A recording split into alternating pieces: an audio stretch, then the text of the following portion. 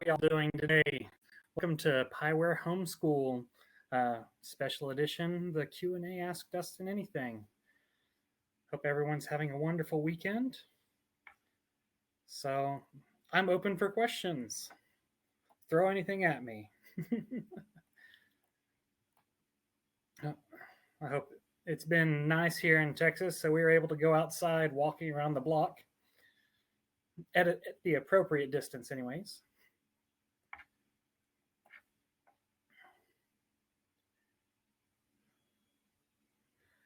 The first question, can you change the cast list editor instrument after you set it? Yes, you can. Let me pull up Pyware. Now, you can always go back and change the cast list editor at any point in time. Come to the edit symbol map, and then you can adjust the instrumentation here. If you want to apply that to the drill after you have already started it, there's a button here that says apply map to count 0.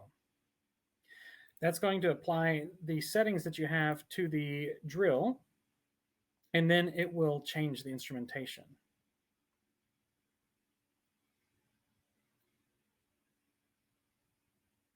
Background and how I started with Pyware. Well,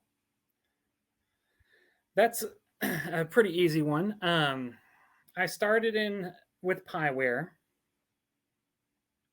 in '98. I've been here for 22 years this year. I started while I was in high school.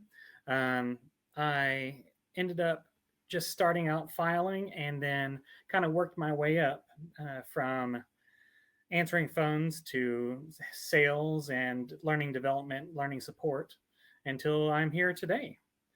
I was never in band, never in music. I've always been just a computer nerd. So I just really like helping people, and that's kind of how it is. So let's see, we have a couple more questions here. It looks like if I build a continuation file, then add a performer to the original file, is there a way to push that file to a new, or push that performer to a new file? Continuation is a one-time thing. So what you would need to do is, if you have edited your first file, you'll need to then add a new performer to your second tune. Once you've done that, you can actually go to the last set of the first tune, copy that, open your second tune, go to your, select the group that you're working with that you want to move the new performer into, then paste that, and then you can actually move the performer or paste the performer that you've added into location. And at that point, you can go through moving the new performer in each page in the second tune, and then repeat for the third tune and fourth tune if you have that. One real quick way of adding a performer to make it much easier. So let's say I have a couple of forms here. Just going to slap down a couple of things.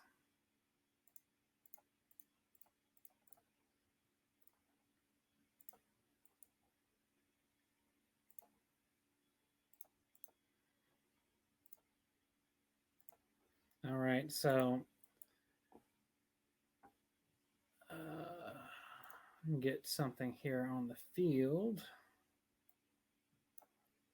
Okay, so let's say I've got my first tune that I want to add someone to. The quickest way of doing that is simply using your point tool and then putting someone down on the field. Then what I'm going to do is I'm going to select my performers. I'm going to go to my knife tool. I'm going to locate where I want that new performer to go. So let's say I want the new performer right here. So I'm going to cut the line apart or the form apart, and then I'm going to group that person in. So now that person is in the middle of my line. So then what I'm going to do is I'm just going to pop that performer in there. So I'm going to go to my morph tool, hold my shift key and click on the handle, And if you see here, what that does is it pops that performer right into the line.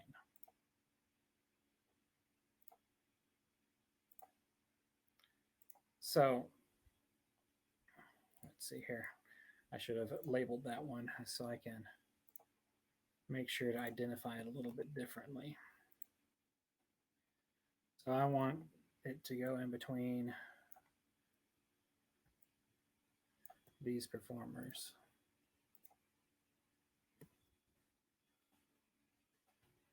Okay, so I can come into my next set, select my performers once more, cut them apart, and just kind of rinse and repeat to pull the performers in. Okay. I'm going to knife, cut them apart.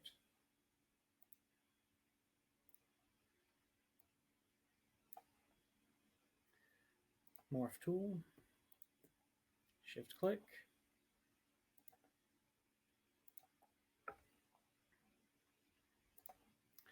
And just as quick as that, I've got my new performer in my form.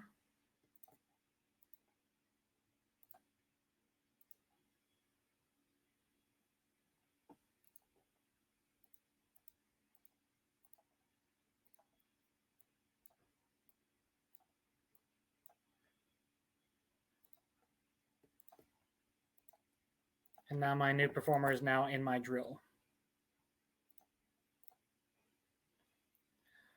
Okay, let's take a look. Quite a few questions since I just tabbed over. So do have. So for editing, when adding a performer in, you'll need to do that for each set. Basically adding that performer and then editing each page so you're snapping it in. That's best to do if you are going to be doing any meshes or anything of that nature, as the drill rewrite function requires the performers to be next to each other throughout the entire drill. Do you think it's easier than just adding a performer on the end of the form and relabeling? I would say so, because at that point you can add the performer in, make sure it's in the correct location, and then you can use the morph tool to tweak the form itself. When labeling the sections, you can actually do sections at a time. You just select the performers, go to your labeling tool, and then you can repeat the symbol through the entire thing. Let's see, can I dictate which page number the drill will start with? Let's assume I'm teaching two sets without the charts. I want to start the chart with set 3. Hernan, so do you want two unlabeled charts to begin with, or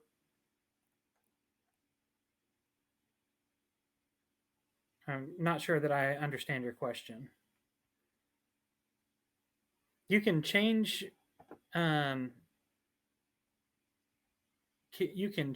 the starting set number here if you're wanting to start at set 3 by editing the opening set, and that's going to give you set number 3.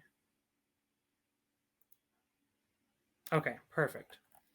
Let's jump back up here. Okay, can you go over writing backwards and how to use it later in a drill that's already started? Okay, so writing backwards, you can go at any point in time in the drill. Let's say I've got my win section already written here, and I realize that I want to do my guard differently, so I can come in and come to page 7, and I know what I want to do with my guard on page 7. Let's say I want to do just a star. Polygon tool.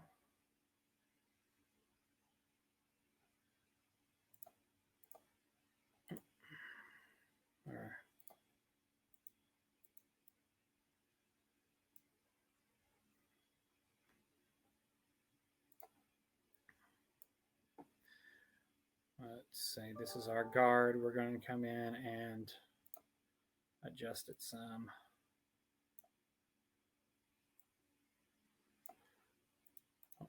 I want?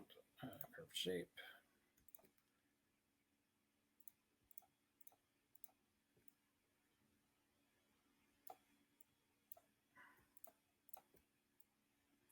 So I'm coming in and I'm designing my guard here.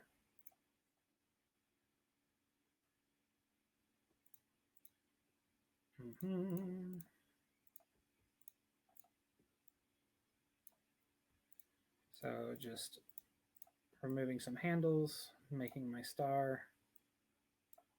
Okay, so here's my guard in my star form. Label them G's. So now at this point, I can spread my anchors and I can flip my arrow to go backwards. So now I'm just going to write just like I am if I were writing forwards. So now if I create my form, I can animate.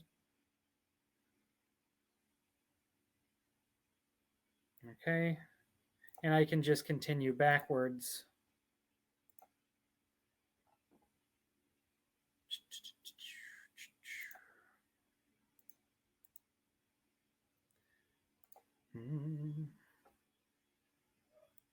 Just a couple of little things here.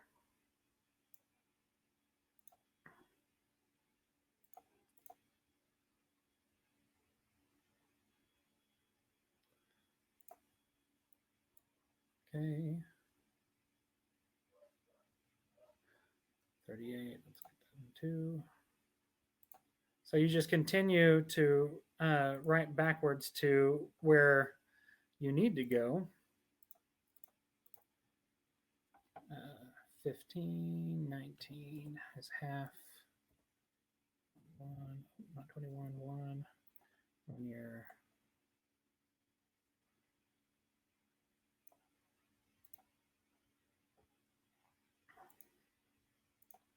It'd be better if I actually did the matching like I should. All right. I'm using the proximity match just like we discussed yesterday. Oop. Not proximity match, but predict next. Okay, that one.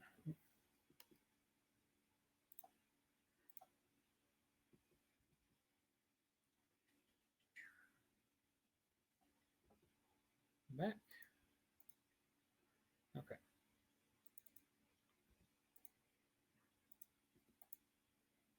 Come on. Try this again. Okay, that one coming down here. There we go. And that's the gist of writing backwards. All right.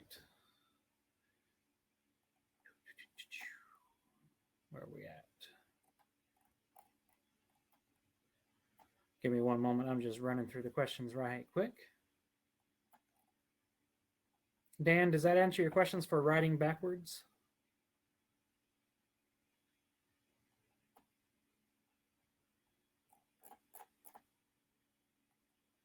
And let's see, we have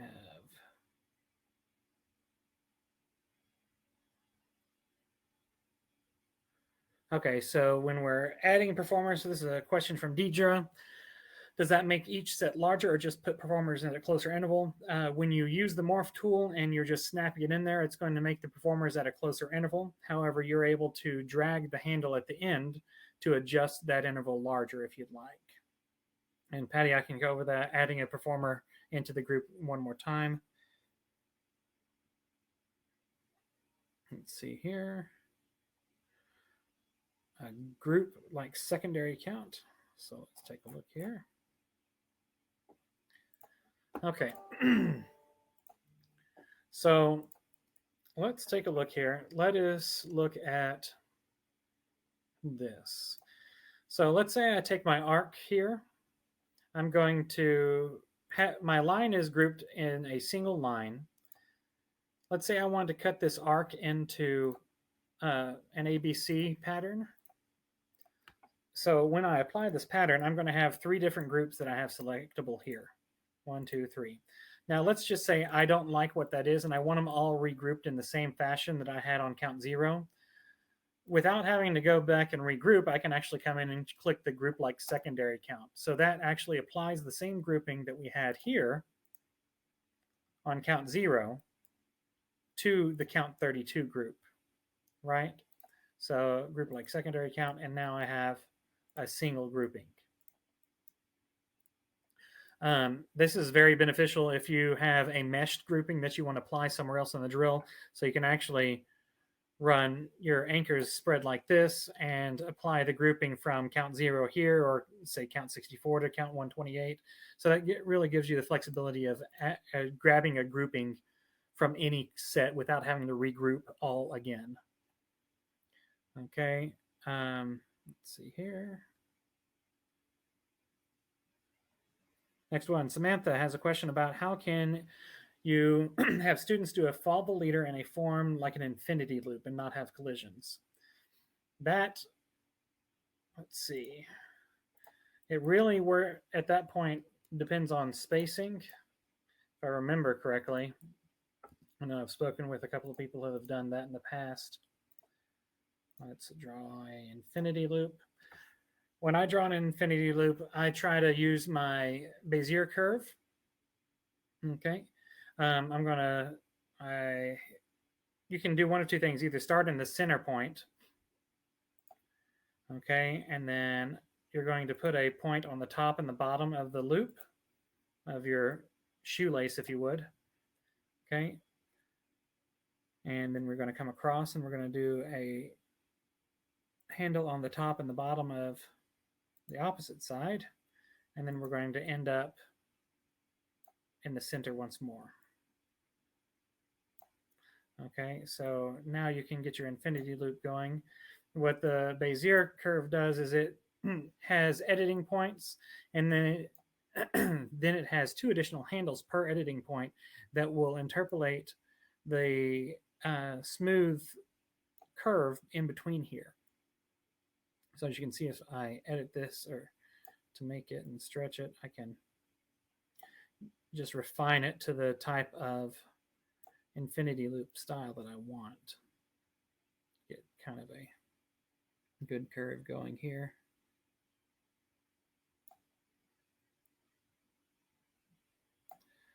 Okay. And grab this, get it all smoothed out. We got 58 positions here. Let's spread that out to a 3-step interval. Okay, so now I have my infinity loop. Let's say I want to do 64 counts. I'm going to do my follow the leader. Now, when working on a curved form and you want to trace that form, what you want to do is, I typically do it a non-curved shape, and I click on the X's or the form locations here. You can see the secondary dots here. I'm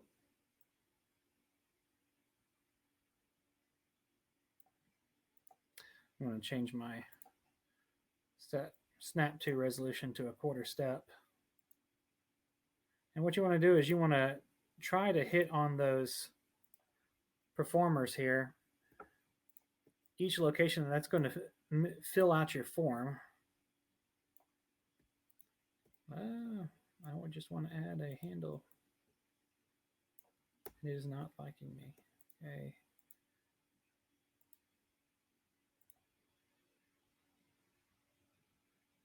Okay, let's watch this animation here. Slow it down. Do a step animation, just kind of step through. So as you can see, at a 3-step interval, it's giving me nice smooth pass-throughs.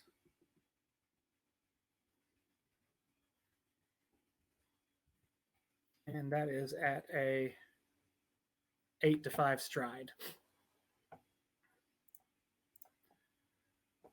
Okay.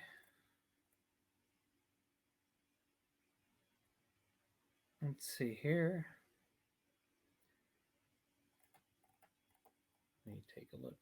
Let's take a look where we were at. Group like secondary. Samantha, does that help with the follow the leader in a infinity loop? Take a look at the next one.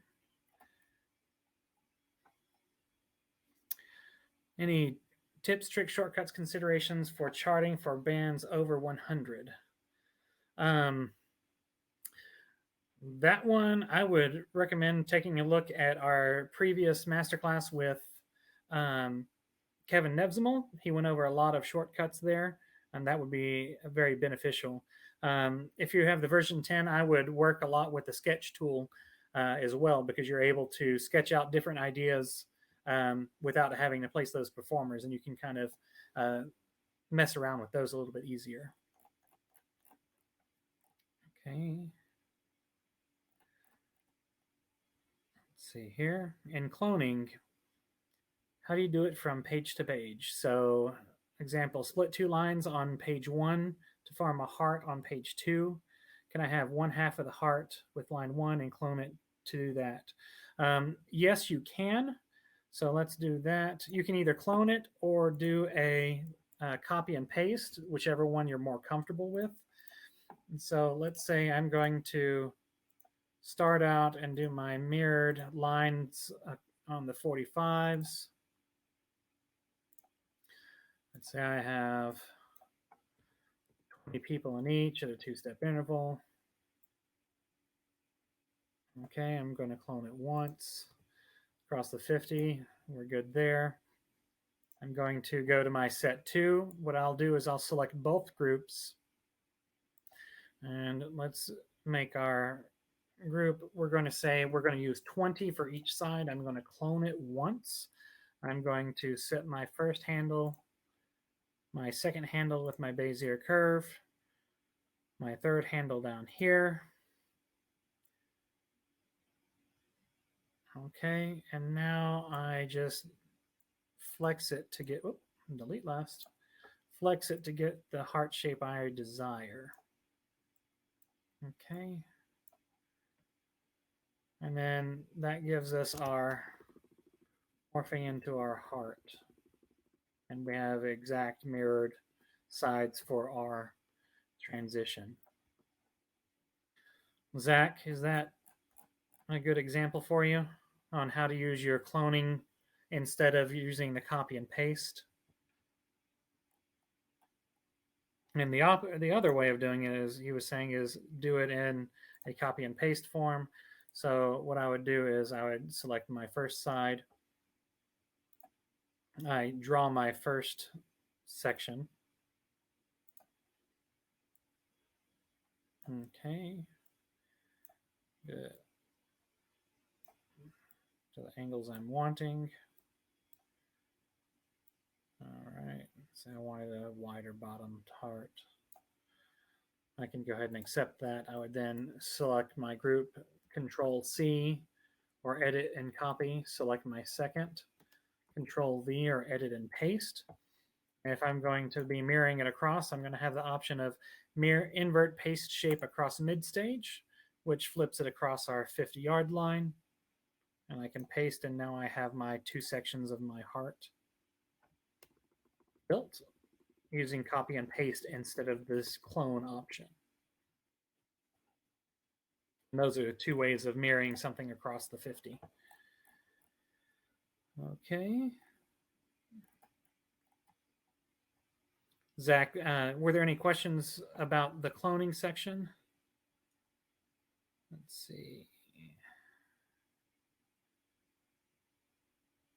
Elena.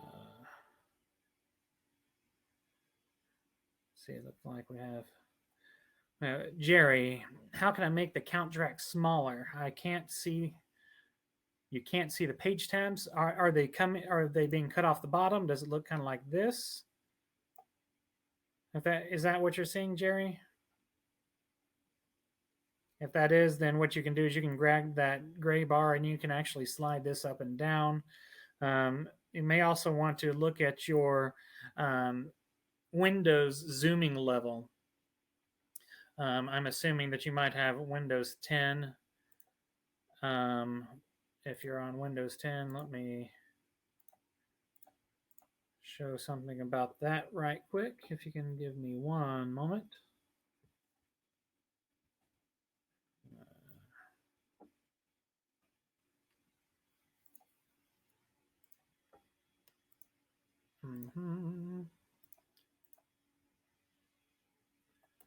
Those files. Let's see here. What we want to do, let's change to see this, change window, just see everything. All right, so what you're going to do is you'll look in your display settings for Windows, and this scale right here, you might have it set to maybe 175, 200, 300, depending on your screen. If that's the case, then that will actually increase the size of your title bar, which will, in essence, push your, it will push your count track down off of the screen. If that is the case, then I would suggest dragging, either adjusting that zoom or just dragging your track count track up, and that'll bring it back into view for you.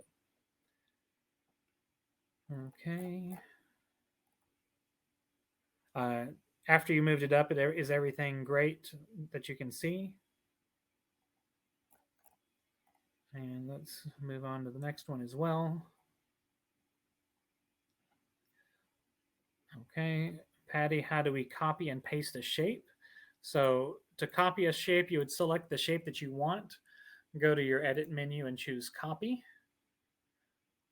Okay, and then you would then select the group that you want to paste it to. Let's say I wanted to reset that transition and go to edit and choose paste. You want to paste performers. And for this particular instance, I wanted to flip it across the 50, and I can use my matching options here to adjust the matching if I need to. And now my form is pasted. Okay. Elena has a question about understanding how to, or what tools you can use compound moves with. Okay. So basically, you can combine compound maneuvers with anything that you can compound, or you can use the push tool with. So let's say I wanted to take my heart and I wanted to rotate it, but also shift it. So what I'm going to do is I'm going to glue it into one form, because compound move can only be done with one form at a time. So at first, what I'm going to do is I'm going to rotate my heart. Okay, so I'm going to get a rotation on it.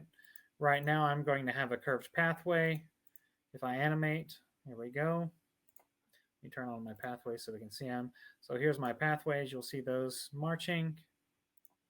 And then what I can do is I can come into my push tool. I'm going to use my compound move option. Okay, what that's going to do is it's going to then interpolate the existing pathways to anything that you move it to. So if I shift this down, I still have that curved pathway. So I can have it, let's say I'm rotating it, but I wanted to pivot on the top portion, the top lobe of the heart. I can animate that. So now it looks like my heart is now dropping and hanging from one side. So the compound push tool can be utilized with any of the editing tools, any of the drawing tools that you've created a transition with. You're not really going to see it unless it's something that has either a curved pathway or a defined path. So let's take a look. If I wanted to use my track tool where I can define the entire path, I'm just going to have it do just a short little circle pathway right now. Okay, so that's what our path is doing right now. I'm going to go ahead and accept that. I can do my compound move again. So here we have, and that's going to stretch out that pathway and interpolate it to create a new transition. Lena, is that a good example for you on how to use the combined tool? The push tool is always going to be the second tool when you do that, correct? Because what it does, that is the tool that has the functionality to merge the different path types. You can actually also do it in the adjuster tool. So let's say I have this, I can select this group, I can go to my adjuster tool as well. By default, it's going to do the interpolation on the fly as well. As you can see, my pathways will change on this as well. So I got my little loopy coming around. So you can do that in the adjuster tool, and that gives you the ability to do it by entire form or selection or individual. So the two options would be the adjuster or the push tool. Both of those you'll need to use after you've done your first maneuver.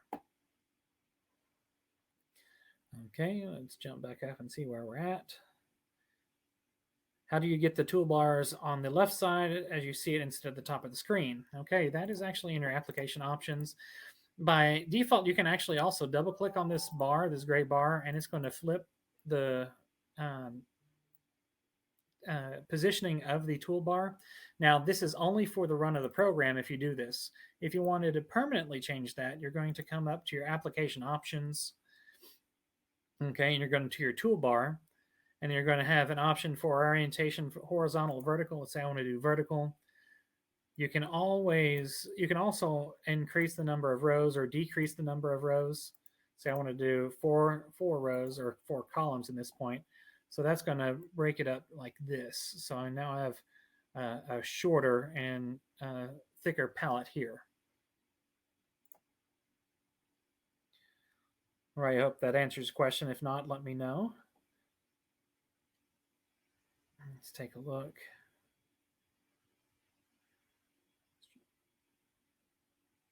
Okay, right. So Zach, just touching base on that again, for cloning, you do need to select the entire group. So if you have 60 performers and you want to do 3 sets of 20, you need to select all of those.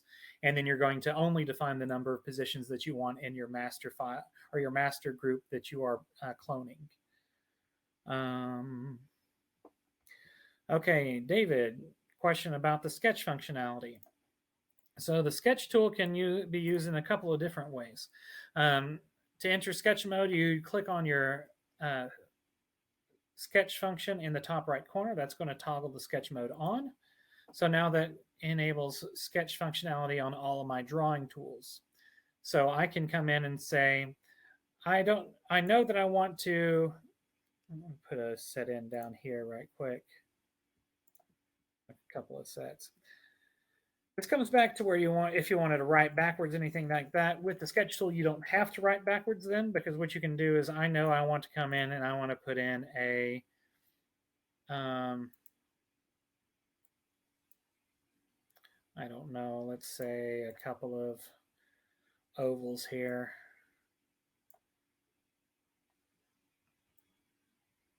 Or better yet, let's lock to circle. Let's say I wanted to do a couple of interlocking rings real quick. So we were doing an Olympics logo, if you would. I'm just copying and pasting those circles.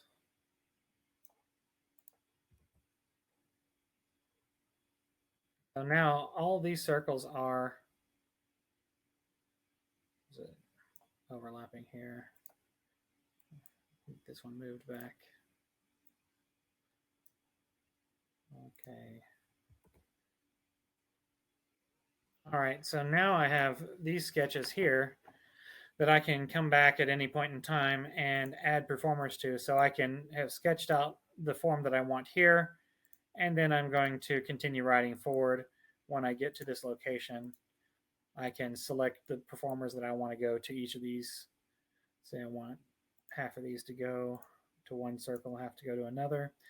So I'm going to select one group, go to my sketch merge function, which is this tool here.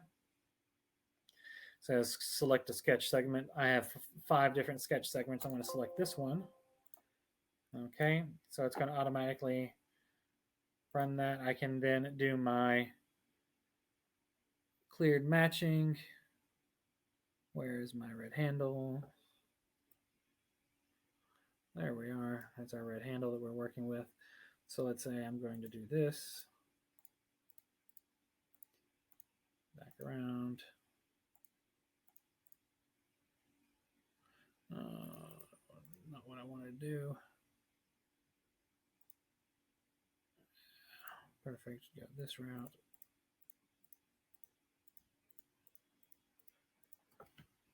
I can adjust the move on the fly if I need to. Okay. And once I get the transition I want, I can go ahead and press accept. And that adds it here. Since I moved it off of the sketch and modified it, it left the sketch here for me. If I wanted to apply that sketch in the same location, it will then delete it. So I wanted to do that, accept it. That sketch goes away. Okay. That's one way of doing it. The other way is creating a sketch library of different forms that you use commonly, such as blocks, wedges, any filled shapes. Let me see here. Go down blocks. Okay, so I can, let's get to a different page here. That's a little bit cleaner. All right, so this is my block. I can tab through my blocks that I have here, figure out which one I want. Say I like this one, I can apply it. It applies this sketch to the page, so then I can grab any performers I want and add them to that sketch. So let's say I'm going to just add 4 here. And I have 2 ways of applying a sketch: by evenly spacing or going to the sketch points, so it locks to those 4. I can just keep grabbing the same group, applying as I go.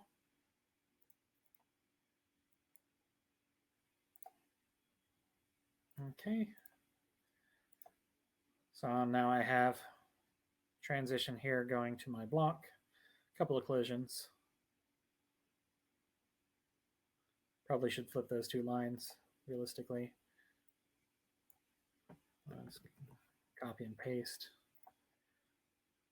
Let's say top line is going to be 1, 2, 3, 4, and then 1, 2, 3, 4.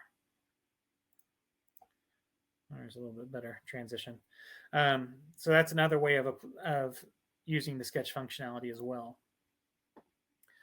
All right, David, I hope that answers your question. All right, let's see, next one up. Okay, so Samantha, if a student drops after you've written a drill, is there an easy way to remove them without leaving a hole?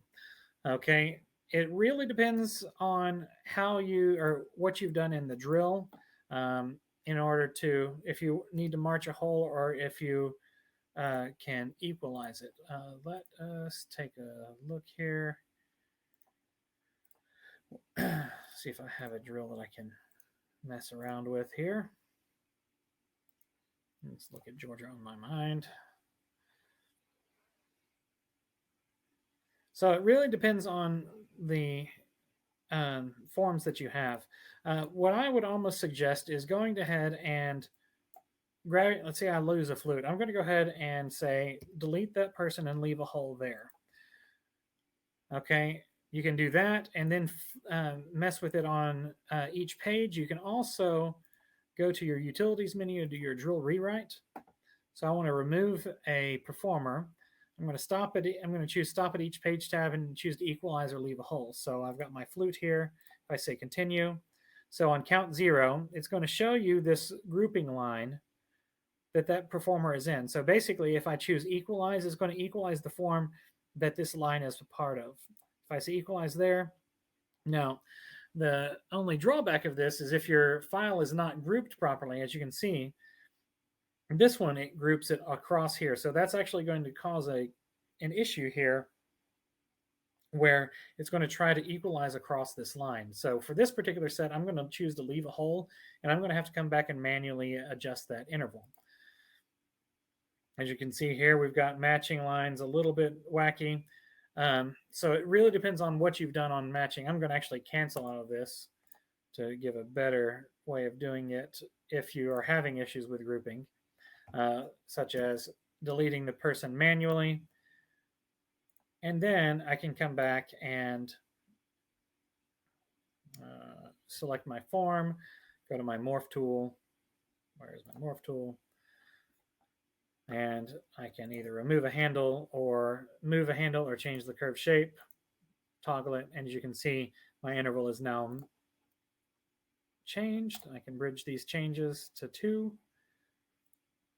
Okay, so what I'm going to do is I'm going to, since this is a hold, I'm going to delete the transition.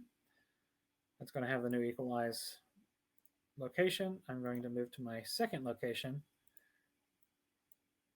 Okay, and looks like my matching line is correct here. So what I'm going to do is I'm going to use my morph tool, curve shape, watch our animation. Everything looks good. I'm going to bridge to the next set. Okay, so on this one, I'm going to do my morph tool again, curve shape again. Well, it looks like my matching is a little out of order, so I'm going to come in here and regroup it. Regroup all. Group to end. I'm going to come back to my morph tool. I can even delete half. Ah, there's our problem. This F was not grouped in there. So grab him. That's what the problem was. Regroup all. 1, 2. Group to end. Go back to my morph tool, accept. And now I just continue that for each page, adjusting the interval as needed. And that's going to give you the most exact changes. Hope that answers your question, Samantha. Okay, let's take a look here. When using an iPad or iPhone with Pyware app during rehearsal on the field, can I make changes? No, you are not able to make changes to the drill in the Pyware app on your iPad or iPhone. That is something that you will need to do on your computer. That's something we do have on the request list. We just don't have that available currently. Let's see here. Imagine creating a custom field of floor. So end zones and center X, all images are of the home field is something that writers are doing in GIMP. That is correct. We provide a template that is a Photoshop template that can be opened in Photoshop or GIMP. And we do also offer a paid service to create those. I can get you that link.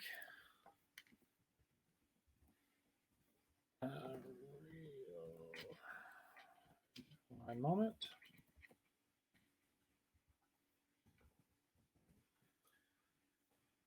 And you can request custom uniforms, grid, everything there. Let's take a look here. Patty, yes, the sketch tool is only available in version 10. That was when it was added. Fastest way to create triangles and parallelograms that do not have 90-degree angles. Okay, so you can, if we're talking about outlined triangles, there's a couple of ways of doing that. You can do your line tool and do a clone twice.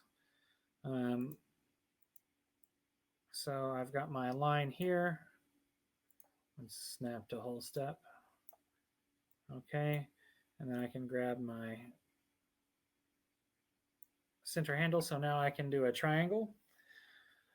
And then you can adjust the size of that if needed, and then just reposition your center your cloning handle to make that triangle. For parallelograms, you can use your circle tool or polygon tool.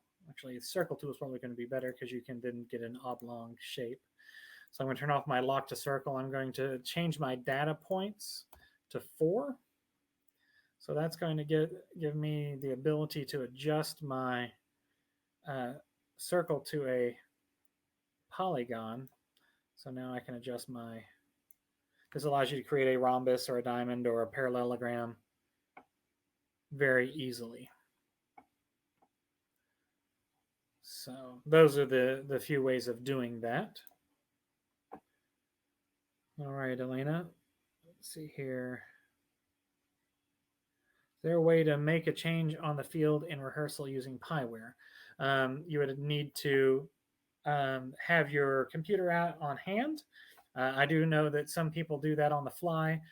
If you're using UDB, you're able to do that as well through the. You'd have to make the change in Pyware, then upload that to the UDB app. Assuming that the internet or the students have internet on the field, they can actually download the changes on the fly. But all editing needs to be changed or needs to be done in Pyware itself.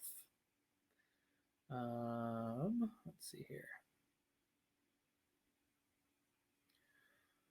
I think we're caught up on questions. Are there any other questions that we have not covered or want to go back over? I know it's kind of been a whirlwind back to back to back questions. So,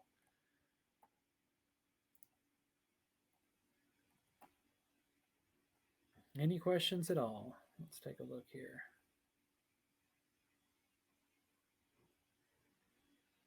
Okay, I have computer specs. I'll do that towards the end for computer specs. Editing your grid to get ticks. Okay, so all of that is done in your grid designer. Okay, where's my grid designer? It's right here in front of me. There we go. My grid designer. All right, so you've got options up here. So right here are my yard line ticks, this top square. I can click and drag any number of ticks down. Okay. So there's my ticks. These are going to be minor subdivision hashes. If you wanted to put a second set of like the, as it were, fake hashes on, these will not be printed to. These will only be visible on the chart itself. They will not be printed in the coordinate sheet.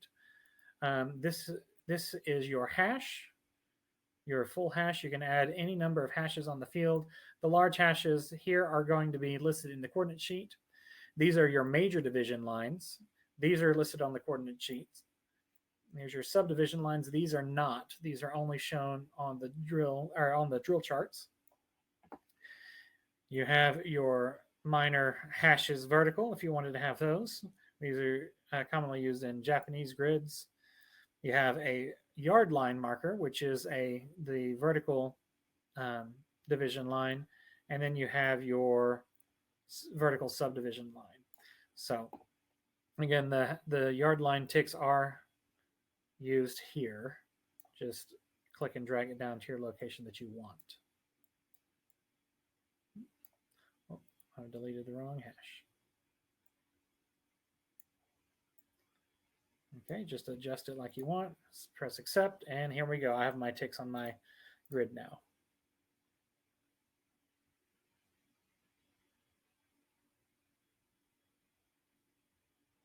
Oh, you're having a hard time seeing. Let me do this. So, grid designer.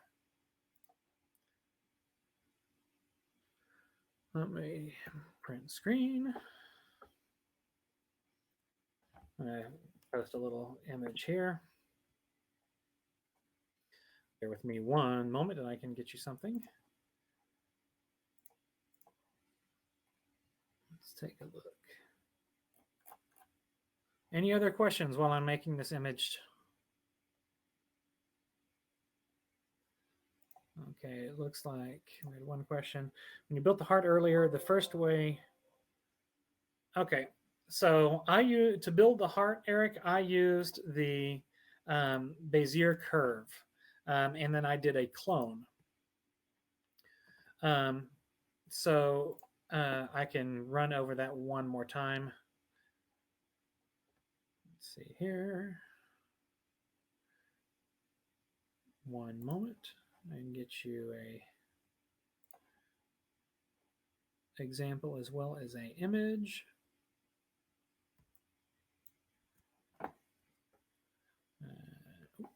Undo.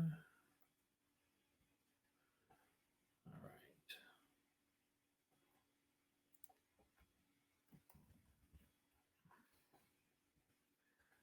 right. Okie dokie.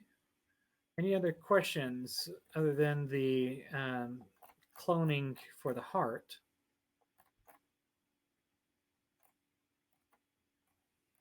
There's there, Ariel. Mm-hmm.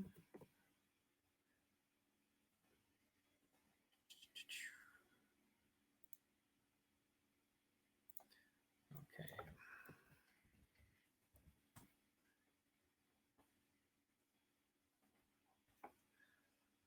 Importing music.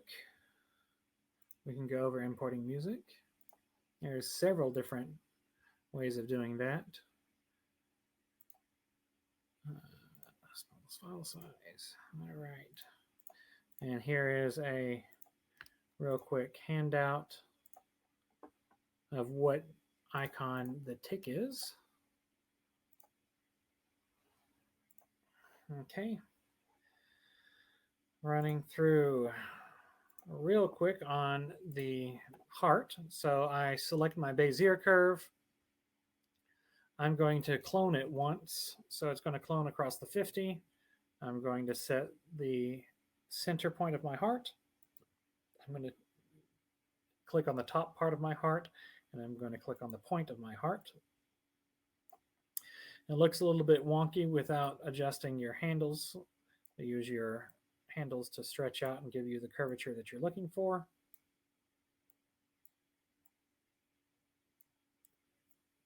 And that's how you get your cloned heart. I accept that. And there we go.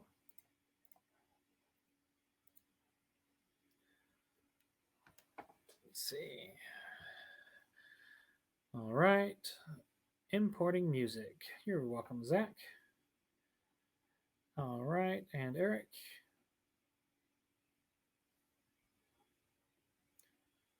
All right. Music. Okay. So, music options for syncing. Oh. All right. Let me choose a audio file here. See if I have an audio file.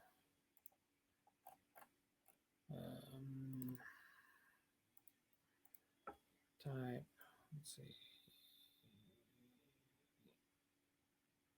Hog. Okay. Just anything here, I guess. Okay, yes, I want to re-enter the synchronization. So we have a couple of options here. And so we have sync by spacebar count. So basically what this is going to be is for every spacebar count is going to be one move of the count bar on the count track. So what you'll do is you'll start synchronization, you're going to start the audio, and then you're going to press your spacebar. Each spacebar press is going to be syncing. Okay. So once I get done, I press OK. It saves the sync, and as you can see here, it's going to have remembered the sync. Now that is the original way we had audio implementation, and it is the most precise and also the most tedious. But that is the original way of doing it and gives you the most control. You do have the option here to do one spacebar per set. You can choose to include subsets. So basically what you'll do is you'll start the synchronization. Your audio starts playing. I'm going to press my space bar at the point in time where I hear the music where I want it. And what it's going to do is it's going to spread the counts evenly over that time period. And it's going to adjust the timing here. So as you can see, I press my space bar 3 times for set 1, 2, and 3. And as you can see here, I have my first movement starting at 3 seconds into the tune. Then by 10 seconds, it's going to be animated to here, as you can see during the animation. By the count track, it's moving. It takes 10 seconds to get to count 24. And then I sped up the tempo. So it now takes 7 seconds to do the next section. Okay. The next option in syncing is the beginning and end count. So basically, you're going to put a page tab at the locations that you want to have it synced to. So let's say my drill ends on count 264. So what I'm going to do is I'm going to then select this option, and you get count 264. I'm going to start sync. It's going to start the audio sync or audio playing, so you can hear it. I'm going to press my space bar for count 0, which is approximately 2 to 3 seconds in the beginning. I'm then going to wait through the entire audio file. And then when I get to the end of the audio file where I want to end on my last set, I'm going to press my space bar. It's going to complete the audio sync. In this particular example, it only takes 20 seconds to get here. So now I have the 20 seconds evenly spaced over all of these counts, which is pretty obscene for this particular example, but it gets the point across. The last option that was added in version 9 is a way of setting the tempos on the page tab information. So what you can do is you can come into your production sheet or your page tab editor, depending on what version you have, and you can enter the tempo. So let's say I have a tempo of 80 here, and then I have a tempo change on set 3, and it's going to go to 140. Okay, so what it's going to be is my first section of drill is going to be at 80, starting at count or at set 3. It's going to then change to 140. I'm going to go through here and select my audio sync option. All you have to do on this option is press the space bar once, indicating where you want the music or the drill to start in your music. So I'm going to do my lead in, my 2-second lead in, press my space bar. It is now going to sync the audio based on your beats from your tempo and your production sheet. And now, as you can see here, my entire drill is synced. It takes 20 seconds to get to set 2, 43 to set 3, and roughly 2 minutes and 13 seconds to get to the end. So I'm going to let it play, and it's going to be at the 80 tempo. Let's get through our first 56 counts. Okay, we're animating through right now. Probably should have put that increased tempo a little bit earlier. And now, the designers I typically talk to normally lay down their audio before doing anything at all. I would suggest that as well, because you're able to then write to the music. And you can use your score if you have it, and there we are speeding up. All right, so now I have my audio synced and I can continue writing. Dan, does that cover your questions about importing music?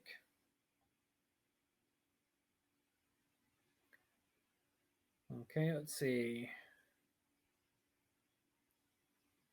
The morph tool. The morph tool can be used for pretty much anything. You can literally write an entire show except for count 0 using the morph tool, because it allows you to keep the form and just completely modify it, but it keeps the order of the performers.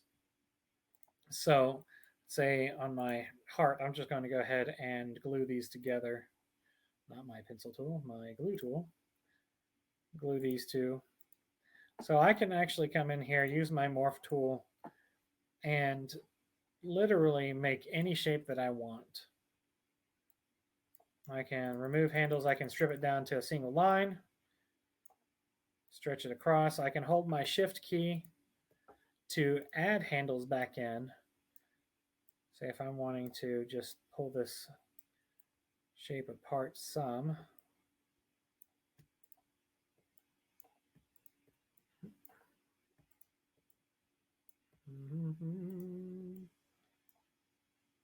Adding a couple more handles here, breaking it out into a little more geometric looking thing.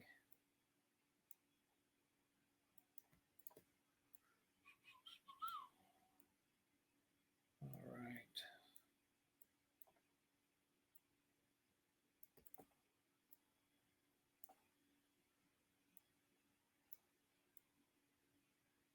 So I have a little more blocky heart, so now I've been able to create that transition here.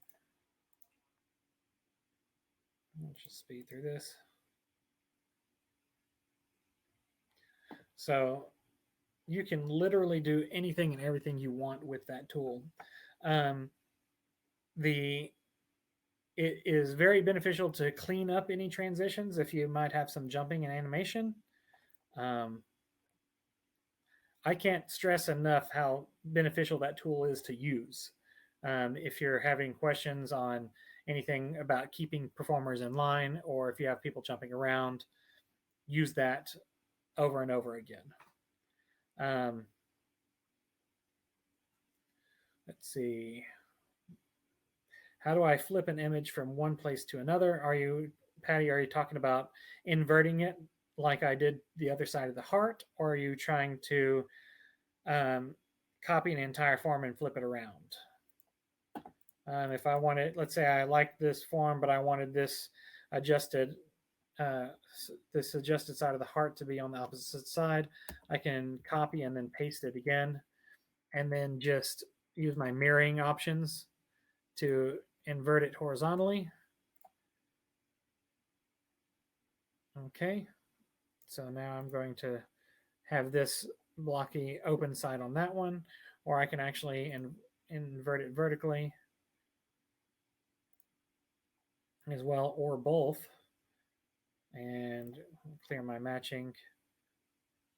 Let's go this way. I'm going to do my predict next.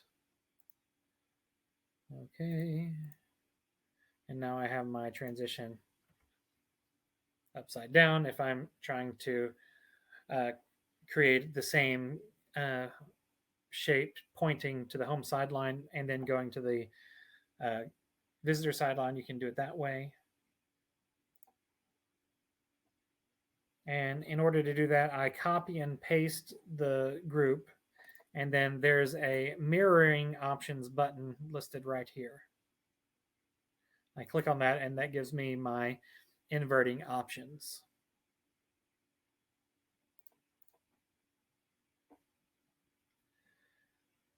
Okay. Any other questions that y'all might have for me?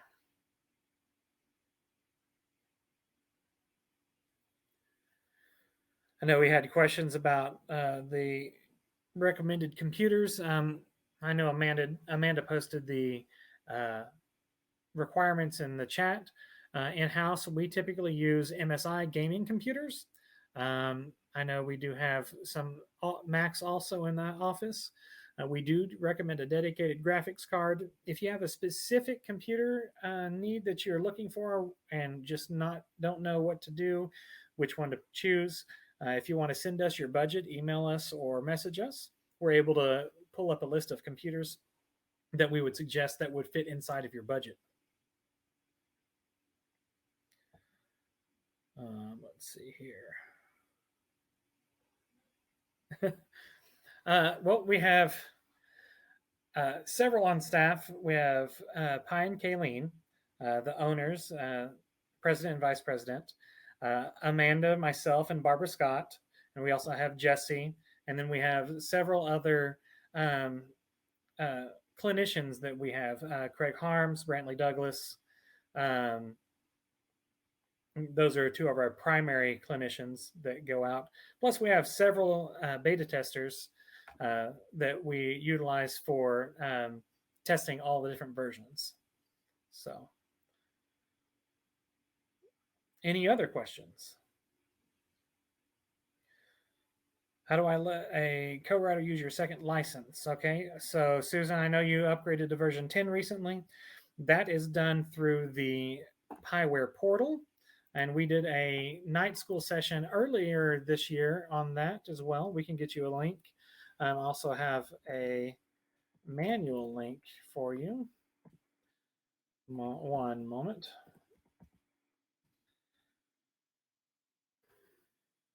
And that original Pyware Portal night school is on available on our Facebook page as well. Where is my link? Add user to license. There we go.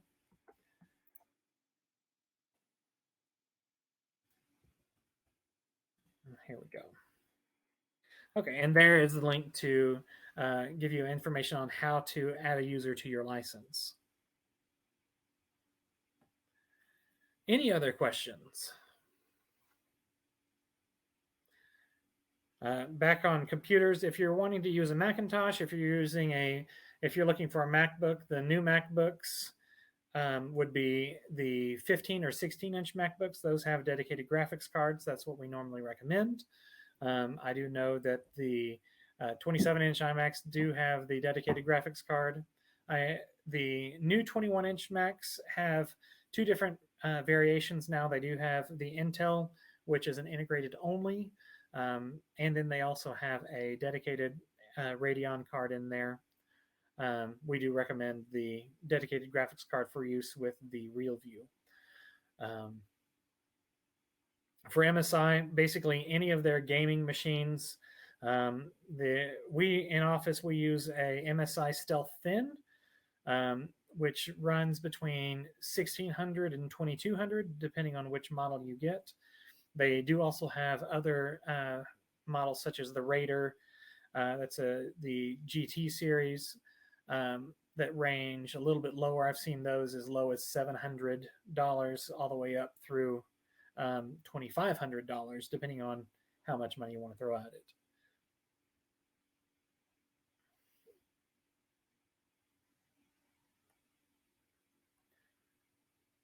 Let's see here.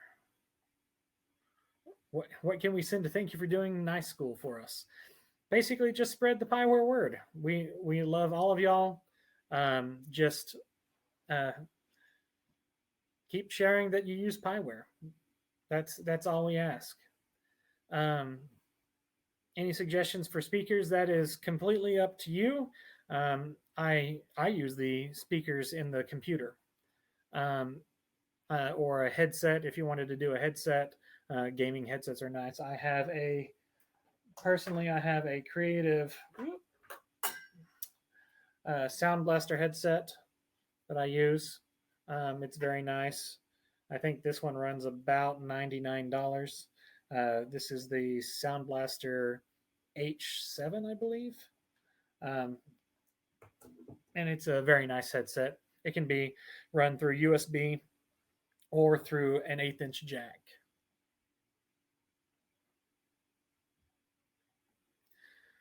Any other questions before we sign off for our Q&A session?